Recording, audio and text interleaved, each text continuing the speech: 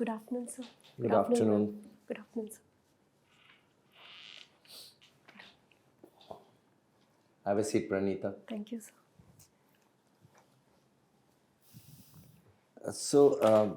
Pranita, in Hindi we normally hear the word Parinita. Is it the same thing in your language? Pranita, what does it mean?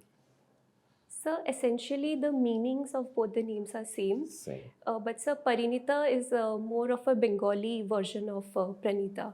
Pranita is more of an Odia version. Okay, all right. So Pranita Dash is from Khorda, Yes, sir. Odisha, and you have a bundle of things to your credit, degrees. So optional is economics, Yes. BSc economics and mathematics, MSc economics, and MPhil also economics. Two of these degrees you have secured from abroad. Yes, sir. So tell me, first of all, how do you find the education abroad to be different from the education here? You have done BSc Economics from India Yes, sir. and MSc and MPhil from abroad. What is the essential difference between the two? So first of all, I have pursued BSc Economics Honours. So the curriculum was mostly statistics and mathematics based. Sir, in abroad, I have opted for a more developmental nature of economics as a subject. And sir, the intuitive explanations I think are well instituted in abroad. Apart from that, sir, coming to the specificity of education, I feel that the kind of diversity of nationalities as well as opinions that are accommodated in universities outside, I think that is something that makes it very distinctive from the Indian system of education, which I think is more academically oriented rather than practical implementations. Okay. Now you are also done. You are also having hobbies, Hindustani classical vocal music, Yes, sir. and also Odissi dance. So, which is your favorite rag, and why? So my favorite rag is the rag Bhupali because Bhopali is one of the very fundamental yes, sir. rags. And that's exactly why it is my favorite because it introduces us to the world of Hindustani classical music and the interest develops from that rag itself. So I think that is what makes it Can you very recall special. any Bollywood song based on the rag Bhopali? No, sir, I'm not able to understand. Jyoti Kalash Chalke. That sir, was Lata Mangeshkar. That was Bhopali rag. Okay, sir, I know about that song. Okay. All right. Now, can you tell me what was the effect left by demonetization, GST, and COVID 19 on the economy of India? So first of all, I feel that demonetization, GST, as well as COVID-19 pandemic, they furthered the process of digitization that Indian government has been pushing for since the last few years.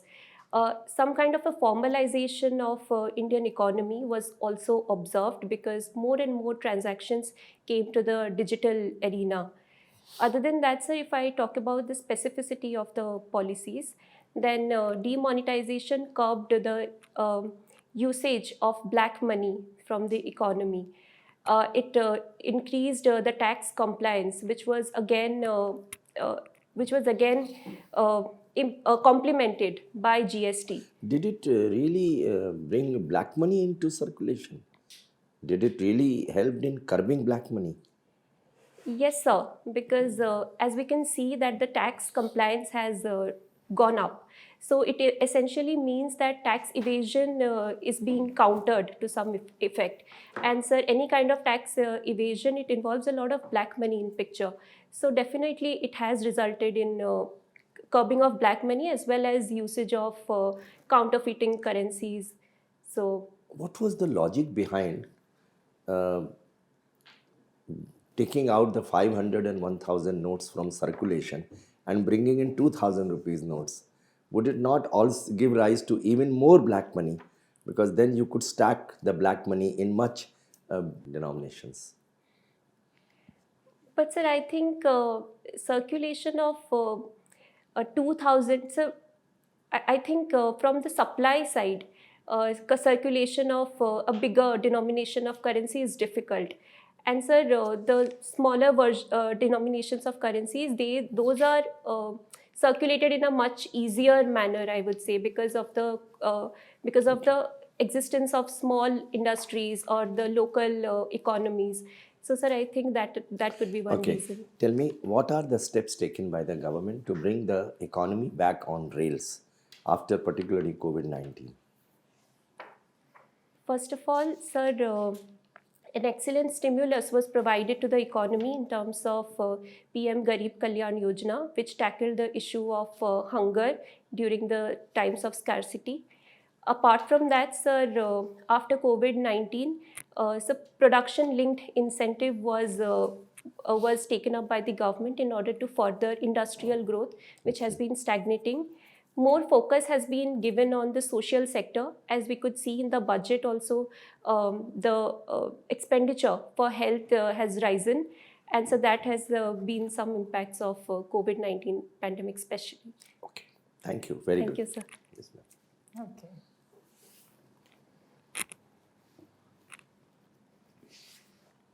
You are a veteran in economics. Veteran, I would say it's a very I'm not a veteran in economics, ma'am. I'm a student of economics, I believe. Yeah. What do you understand by the term financial inclusion? Ma'am, financial inclusion essentially means that every section of the society, every person in the economy is included in the financial infrastructure of the country. Every person has access to bank accounts. If some beneficiaries are being given the schemes through bank accounts, that could also be an example of financial inclusion. Okay. Have you heard of food security, national food security? Yes, ma'am. Can you explain to me what is meant by that? Ma'am, National Food Security Act was enacted in the year 2013 in order to make the issue of hunger and issue of food a rights-based approach. It was recommended by Abhijit Sen committee, and with this, the below poverty line as well as some people in the above poverty line were given food grains at a much affordable cost. So this was taken up by the government to tackle the issues, both issues of hunger as well as nutrition. Ma'am, under this again, the PDS was made more targeted, Yeah. or other schemes came into place like the Poshan Abhiyan or the midday meal schemes was again strengthened by NFSA. Okay.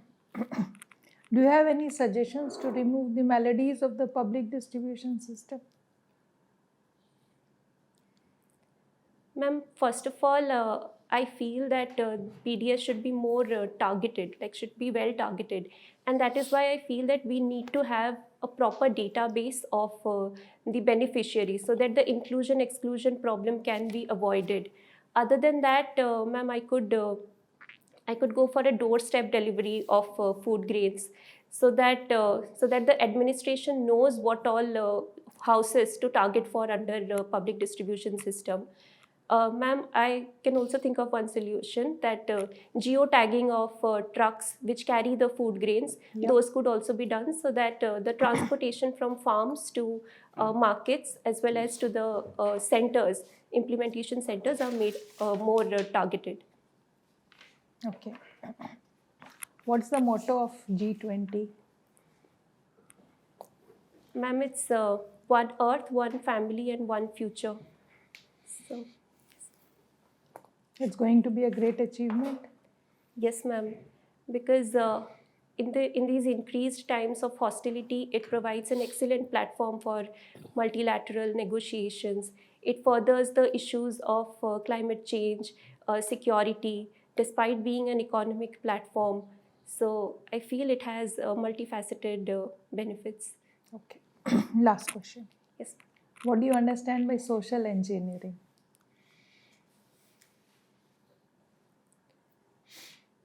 Ma'am, I could take a guess. Yeah, sure. Ma'am, I think it has got something to do with uh, the techniques that are utilized in order to tackle the social issues well, in terms of, ma'am, I think I'll read more on this. Yeah. Okay. Thank you. Thank you, ma'am. Do you know any Indian civil servant who was awarded Nobel Peace Prize? So civil servant. No, sir, I'm not No, able to there think wasn't of. one. Okay. Do you know any Indian economist who was awarded Nobel Peace Prize? Nobel Prize? Yes, sir. Who was that? So first of all, Dr. Amartya Sen, and then Dr. Abhijit Banerjee. Right. And there was a mathematician Ramanujam. Yes, The sir. whole world knows him. Yes, sir. Now, by trying to join the civil services, you have lost yourself an opportunity of getting a Nobel Prize in economics and Abel Prize in mathematics, given your outstanding academic record. Your comment. Sir, I actually entered into the world of research thinking that making well-crafted policies is the issue. But with my experiences, I have understood that the implementation is where the administration lacks. And sir, I would want to be But a... everything starts from Niti Aayog, Planning Commission. What are you, based on your, wonderful academic background, which area is the one where you can contribute maximum to the country? So, area in administration? No, Oh, sir. based on your economics, maths, something in India, something in England, something in America, another university in UK. Sir, I feel I'm very well suited for administration at the grassroots. And that is because, sir, the kind of diversity it provides, the kind of platform it provides to... But then all that you will do. But the world is all about economics and trade, Yes, sir. isn't it? Why is China where it is? Economics and trade. BRI is economics and trade. And that is where should be contributing to the nation by joining Indian Economic Services, being in Niti Aayog, Planning Commission, in special advisory, capacity to the Prime Minister or Finance Minister, be advisor to the Finance Minister. You are wasting all this. No, sir. In fact, I would utilize my research skills and fundamental understanding to further a process of evidence-based policy making. So, Let's to say be you get able... posted to Indian Postal Service. You're not, how can you be so sure you'll go to IAS? You can land up in IPS, Indian Postal Service. What evidence-based planning based on your economics in UK will you apply in IPS, Postal Service? So first of all, I feel that civil services, it gives me an excellent platform to channelize my leadership roles at a very young age. So, You really have no answer to this. sir, Because that answer you're giving me, I've heard many times. sir, I would say that economics definitely is becoming more multifaceted in nature. Yeah. And so we cannot divorce economics from other things like administration. If the if economy suggests a certain thing, and the administration is not focusing on other issues like resource availability of a certain region, or the natural calamities that a region has been facing. So if the administration is not coming into picture, economic policies, I think, cannot be tackled well.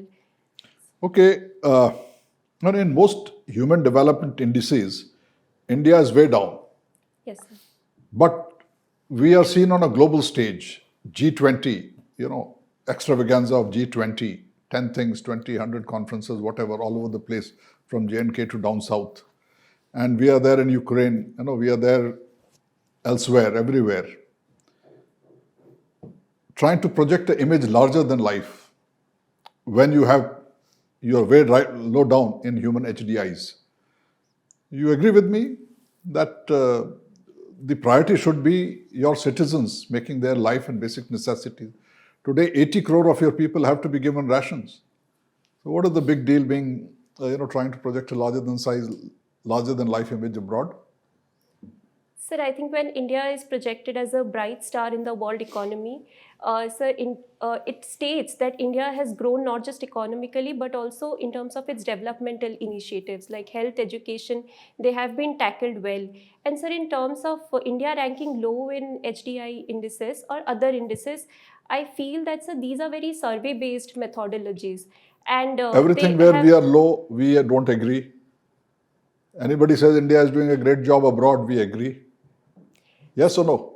No, sir, because economically speaking, in fact, when the sample size is too low, when the survey questions Now, are what very about subjective. hunger index? 80 crore people you are feeding. This is your own figure, India's figure. Foreigners are not saying 80 crore.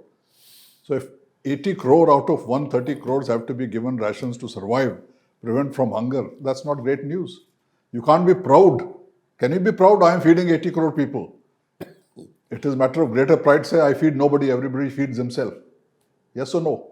So, after 1991 LPG reforms, poverty has definitely decreased, and that is because of the strides government is taking. I think we need some more years to be able to properly see 80 crore people to materialization. be fed. Have we reduced poverty? So, government is trying to provide stimulus to the economy when it goes for PDS or sir, the food grain schemes. So Okay. when it says that 80 crore people need to be fed, so that is a kind of social sector scheme that government is taking, so that the poverty in the end can be reduced. So these are the means to the end of development that we are trying to achieve. Right. According Thank to you. this. Thank you, sir. Pranita, I get the impression that you are overqualified to be a civil servant. You are a specialist economics. Sir, I wouldn't say I'm overqualified. In fact, I have had a very good journey in terms of my academic achievements. Those have taught me a lot, and I would try to use these knowledge as well as my fundamental understanding when I work at the grassroots and try to bolster the governance in order to meaningfully contribute to the society, I would say, sir. You know, civil servants are supposed to be journalists, and you are a specialist. So there is a mismatch which I am seeing. So the fact that UPSC does consider candidates from generalist streams, it shows that with proper experiences, with proper merit, But your any. rich experience in economics could have been better utilized as an officer of Indian Economic Service. You did not appear in that exam. No, sir. Why? So because I feel Indian Economic Service will keep me confined to just crafting policies, and I wanted to be a part of the implementational part But of what happens to your policies. knowledge of economics? Sir, I would definitely use my knowledge in Okay, administration. with all your knowledge at your command, tell me what is the future of India's dream of becoming a $5 trillion economy from the present $3 trillion? Can we ever achieve that level in the midst of the coming COVID crisis and the global crisis? Sir, to achieve $5 trillion, sir, it needs a growth rate of about 15% currently. So I think achieving $5 trillion target is unfeasible at the moment, sir. But I definitely feel that with the kind of strides it is taking in terms of industrial development or so trying to go for an export-based economy, so definitely it has good chances to be on that path to 5 trillion, if Okay. not by 2027. By Okay.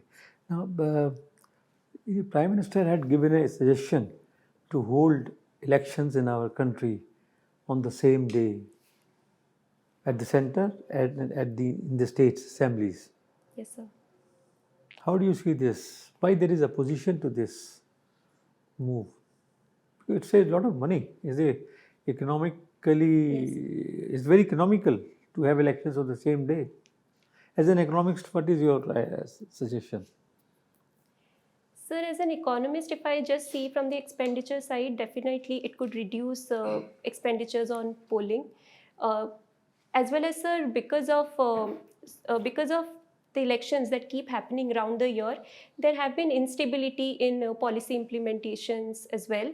So there are apprehensions regarding the simultaneous elections, so which are that this will distort the level playing field, because people are engineered in such a manner that they will vote for the same party in the center as well as state. Apart from that, sir, simultaneous elections could also result in hegemony of the party at the center, people believe. Okay. these How are long did some- you? Yeah, I get your sense. How long did you stay in England, abroad? So while I was pursuing my master's, I was there for about a year. And currently I have been there for about 6 months now, 7 months, yes. So, what has been your experience about women's empowerment? So, Compare it to the development that has taken place in our country. sir, in terms of women labor force participation, India is at a rate of 20%, but sir, in UK the rate is about 75.3%, which is exceedingly huge. And sir, apart from that, the women in STEM, so the issue of women inadequate representation in India is that they enter into the field of academia, but their retention is low. But in UK, almost 90% who enter into the field of academia, they get jobs in the either in the private sector or in the research sector. So this is one major. So whom do you hold responsible? Final question. Whom do you hold responsible for all this? So there's not one reason I can find, but sir, issues could be, first of all, in a society, sir, patriarchal conditioning regarding women, that women are not good in maths. So that is one reason. Apart from that, sir, the accessibility gap that arises when it comes to getting educational opportunities, the gender wage gap in India. So sir, these are few reasons. Thank and so, you. no, role models are also, I think. Thank you very much. Thank you, sir. All Thank the you, best sir. to you. Thank you, ma'am. See you. Best of luck. Thank you, ma'am. Thank you. Unacademy. Let's crack it.